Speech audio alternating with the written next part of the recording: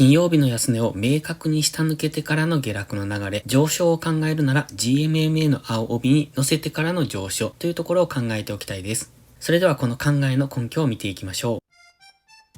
う。こんにちは、たかしです。本日は9月2日土曜日、週末ですので来週4日からのポンド円の相場の見通しをしていきましょう。最初にお知らせです。期間限定でポストプライムのプライム登録 75% 割引を実施中です。9月9日まで申し込みできる期間限定のキャンペーンで3ヶ月間 75% 割引価格でプライム会員をご利用できます。こんな大型割引は後にも先にも今回限りかもしれませんので、ぜひこの機会をお見逃しなく。それではポンド円の冷やしから見ていきましょう。ここのところ YouTube の投稿ができておりませんでしたが、しばらく用事があって忙しくしていたためなんですが、こういった SNS の更新情報っていうのは Twitter、X でしておりますので、そちらをフォローしていただけると最新の情報が手に入りますので、今日は動画の更新が遅いなっていう時は Twitter、X を見ていただけると動画更新の情報を出してますので、そちらもチェックをお願いします。では、冷やしなんですけれども、今、冷やしはかなり上値が重い感じですよね。今、ここの緑のボックスを上抜けてきたんです。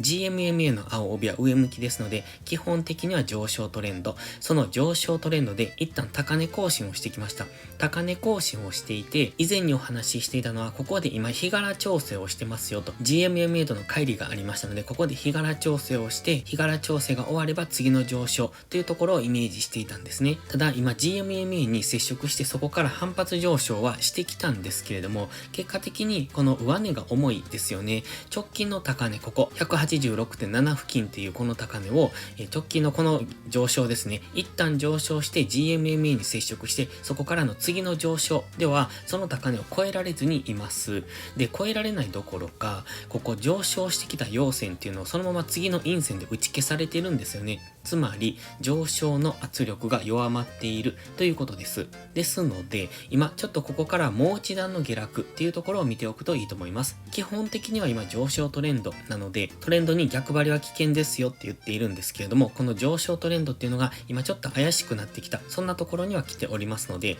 ここから上昇できるのか、それともこの白のトレンドラインを下抜けてくるのかっていうところを今から見ておきたいですね。今、冷やしストキャスティクスは方向感がありません。ただ MACD は今ずっと下向いてますよね。ですので、ずっと上値は重い、そして下落方向への力が働きやすい、そういう状態にはあります。今は緑のボックスの上限で反発しきれなかったので、次目指してくるのはこの白のトレンドラインですね。このトレンドラインまで値幅調整で下落してくるのか、またここで横横の動きをしながらこのトレンドラインに近づいていくのかっていうところを今から見ていきたいです。日柄調整なら今この辺、この緑のボックスの上限、ここを上抜けたところでのレンジがもうしばらく続くと考えますし、値幅調整でしたらここから GMMA に深く突き刺さるような動きになってくると思います。どちらにしてもトレンドラインにぶつかるあたりでは一度強めの反発が起こる可能性が高いですので、もし下落を見ていくのであれば、ここからトレンドライン付近までっていうところですね。当然今、冷やしの GMMA にぶつかってきてますので、比較的強めの反発もしやすい、そんな試合には入ってきてますので、下落を狙うのであればしっかり上がったところから、上昇を狙うのであればしっかり下がったところから引きつけてトレードするっていうことが大切です。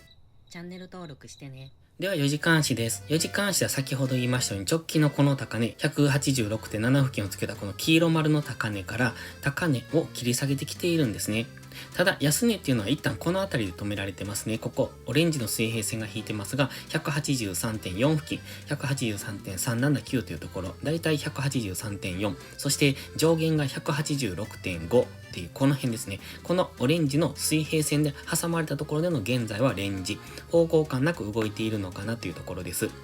今4時間足の GMMA 見ていただいたら分かりますが横ばいなんですよね。ということはレンジなんですよ。ですのでここからどんどん下落していく、どんどん上昇していくという考え方ではなく、この大枠のレンジの中で現在は動いているという、そういう想定でのトレードが良さそうです。ただし高値を切り下げてきてますので、ここでアセンディングトライアングルみたいな形を作ってくるかもしれませんね。今はその下限付近にありますので、ここからは反発上昇がしやすいところ、過去2度止められてますよね。そしてストキャスティクスも安値圏にありますので、一旦の反発を待っておきたい。その反発が弱ければ次このラインですね、直近の安値の 138.4 付近っていうのを明確に下抜けてくるかもしれない。そうすると先ほど日足で言ってました、この白のトレンドラインぐらいまで下落するかもしれませんねと。日足で日柄調整をするならこの中で横横というイメージを持ってますので、だいたいこの辺りですね、このオレンジのラインで挟まれた辺りでのレンジになってくる可能性、それとももう一段下落してくる可能性、現時点ではそこを考えておくのがいいです。今は日足では上昇トレンド、4時間足は今トレンドがない状態。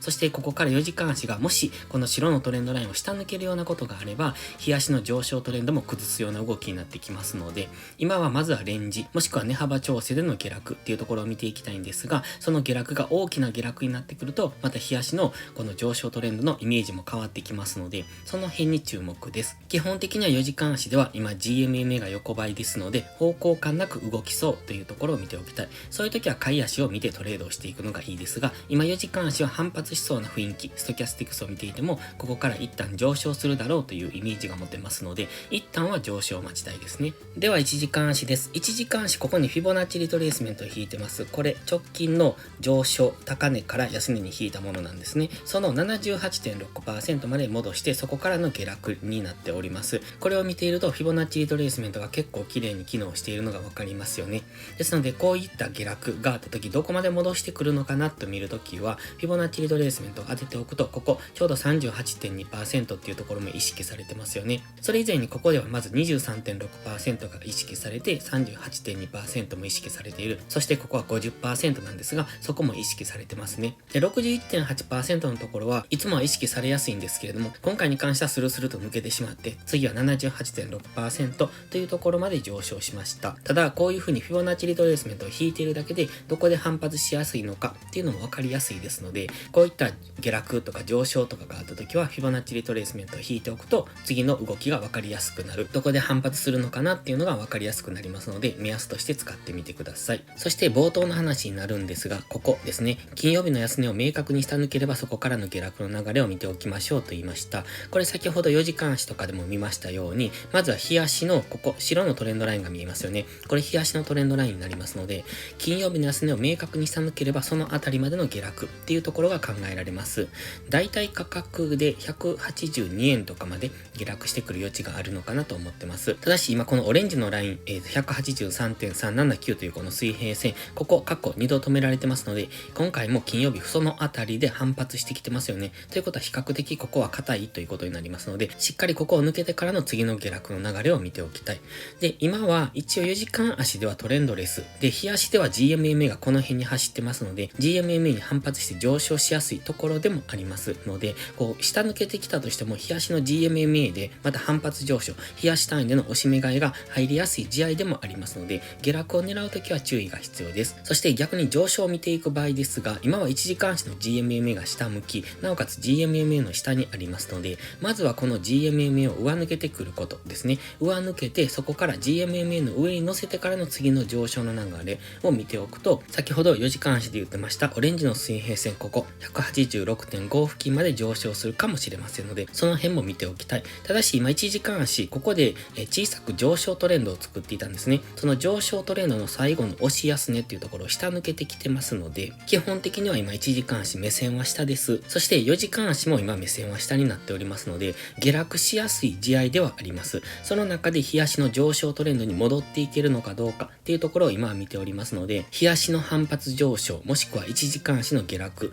どちらが勝つのかっていうところにありますので、今4時間足は分かりにくい動きをしてますよね。GMMA が横ばいでレンジになってました。ということは今4時間足が次下向き下落トレンドに入ってくれば、1時間足4時間足ともに下向きになってきますので、今目線はどちらも下になっておりますので、その辺注目ですね。まだ日足での反発上昇に入る可能性も十分ありますし、今買い足でトレンドを崩してきてますので、ここから日足の上昇トレンドを崩しに行く可能性もあるというところをどちらも見ておけると今はいいと思います。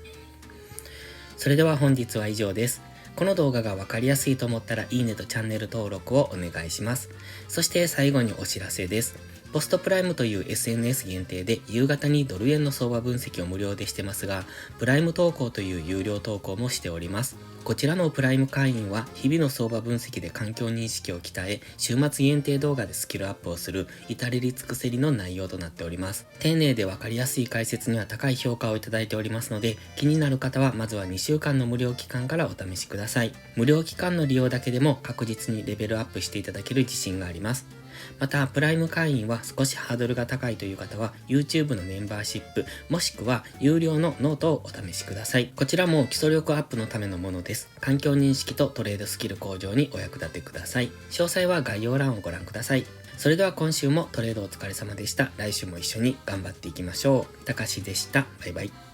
インジケーターの使い方解説ブログを書きました。GMMA、ストキャスティクス、MACD の使い方について詳しく書いてます。まずは一度目を通してみてください。きっとスキルアップのお役に立てると思います。インジケーターは何気なく表示させるのではなく、理解して使いこなすことが大切です。また、インジケーターを使ったエントリー手法のテキスト販売を始めました。こちらは初心者から中級者向けですが、初心者の方向けの初級編もご用意しています。勝つための聖杯なんてありません。だからこそ地味にコツコツとスキルを積み上げていくものです。このテキストはそんな方のお力になれると信じています。せっかく FX を始めたのですから、明るい未来を夢見て頑張りましょう。